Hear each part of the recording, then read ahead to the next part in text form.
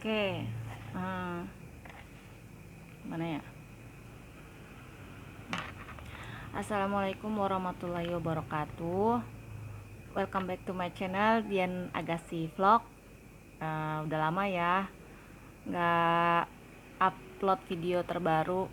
Nah, video kali ini aku mau bahas tentang pengalaman kesehatan, dimana aku dulu pernah mempunyai sakit pencernaan ya, atau bisa dikatakan MAH ya. Tapi sebenarnya bukan MAH sih.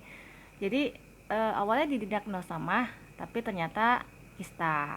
Nah, kali ini aku akan cerita bertahap ya. Awalnya ini dari masa-masa di pondok dulu.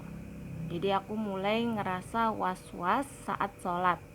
Tapi karena waktu di pondok kan banyak tuh anak-anak yang bolak-balik ke kamar mandi buat wudhu, jadi ya nggak terlalu ketara banget.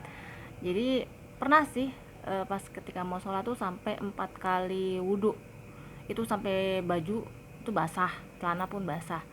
Cuma ya karena mikirnya udahlah, hitung-hitung jadinya nggak ngantuk gitu, ya udah terusin. Tapi setelah itu eh, dari situ pas pulang ke rumah, kan Ramadan kalau anak pondok pasti pulang ke rumah ya, ngerasa was-was pas sholat taraweh.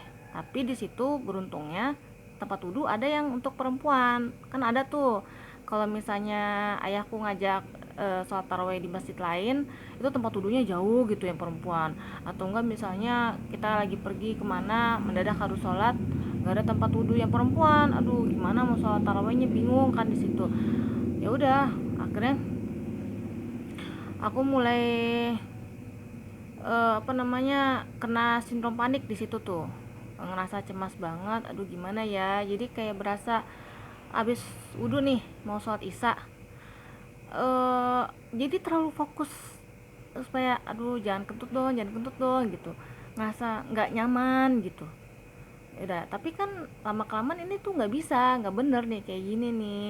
Tapi mau cerita ke orang tua pun masih takut, takut apa ya, nggak sependapat, nggak sepemikiran gitu kan. Lu masih kecil ya, kayak belum puas lah dengan jawaban-jawaban itu. Akhirnya pas udah mulai kuliah, tahu semester akhir apa ya kalau nggak salah, mulai cari tahu, eh, mulai dari hadis ya, mulai cari tahu dari hadis.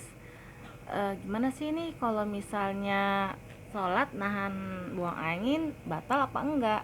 Ternyata di situ ada hadis yang mengatakan kalau misalnya buang anginnya itu nggak keluar suara sama bau, lanjutin aja. Nah, di situ baru aku ngerasa mulai yakin. Soalnya emang ngerasa kayak ini kentut bukan ya, ini buang angin bukan ya gitu tuh. Tapi kayak perut tuh kayak blubuk blubuk blubuk. Ya mungkin tuh karena dari rasa sindrom panik aku juga kali ya. Jadi nggak nyaman gitu. Ya udah, kayak dari situ mulai coba untuk tenang, mulai kayak fokusin pikiran sama udah zikiran aja gitu. Dan ngubah pola makan gitu. Untuk pola makan nanti aku akan share di next video selanjutnya. Jadi tips untuk yang masih merasa was-was saat sholat isya dan sholat taraweh di bulan puasa ini, coba untuk tenang dan yakin kalau misalnya itu buang angin yang nggak ada suara dan bau, lanjutin aja. Insya Allah nggak apa-apa, itu cuma bisikan dari setan. Terima kasih, dadah.